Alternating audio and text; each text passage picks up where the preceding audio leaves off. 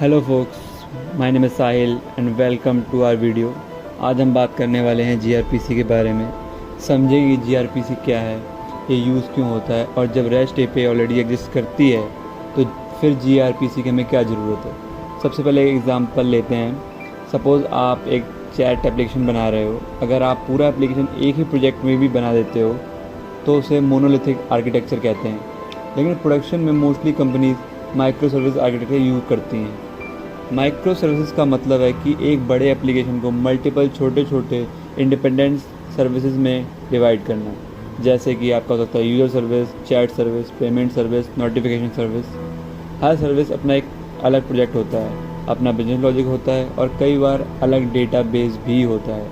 अब मान लो chat service को किसी यूज़र की इन्फॉर्मेशन चाहिए, या पेमेंट सर्विस को चेक करना है कि यूज़र एग्जिस्ट करता है या नहीं। तो ऑब्वियसली ये सर्विसेज एक दूसरे से कम्युनिकेट करेंगी। अब यहाँ एक इम्पॉर्टेंट पॉइंट है, ये कम्युनिकेशन रेस्ट एपीआई से भी हो सकता है। ऐसा नहीं कि रेस्ट एपीआई यूज़ करेंगे तो चीज़ें सही नहीं होंगी, चीज़ें तब भी काम करेंगी। लेकिन प्रॉब्लम तब आती है जब सर्विसेज एक दूसरे से बहुत फ्रिक्वेंटली कम्युनिकेट करती हैं। प्रोडक्शन में एक सेकेंड में 1000 और मिलियंस रिक्वेस्ट हो सकती हैं, तो इतनी बल्क में रिक्वेस्ट दे कम्युनिकेट करना अलॉन्ग बैक एंड सर्विसेज, तो क्लाइंट को काफ़ी वेट करना पड़ेगा फॉर द आउटपुट। तो basically rest API generally JSON format में डेटा भेजती है। जेसन ह्यूमन रीडेबल फॉर्मेट है, लेकिन उसका साइज़ कंपेरेटिवली बड़ा होता है। एक्सएमएल के मुकाबले छोटा होता है, बट जेसन का साइज़ बड़ा होता है। मतलब नेटवर्क पर ज़्यादा डेटा ट्रांसफ़र होता है। सीरियलाइजेशन और डी सीरियलाइजेशन में भी एक्स्ट्रा टाइम लगता है। यहीं पर जीआरपीसी गेम चेंज कर देता है आपकी। GRPC specially back and service के बीच फास्ट कम्युनिकेशन के लिए डिज़ाइन किया गया है। ये जेसन यूज़ नहीं करता, ये प्रोटोकॉल बफर्स यानी प्रोटोबफ यूज़ करता है। प्रोटोबफ एक बाइनरी फॉर्मेट है जो जेसन के कंपैरिजन में काफ़ी लाइट वेट और कॉम्पैक्ट होता है।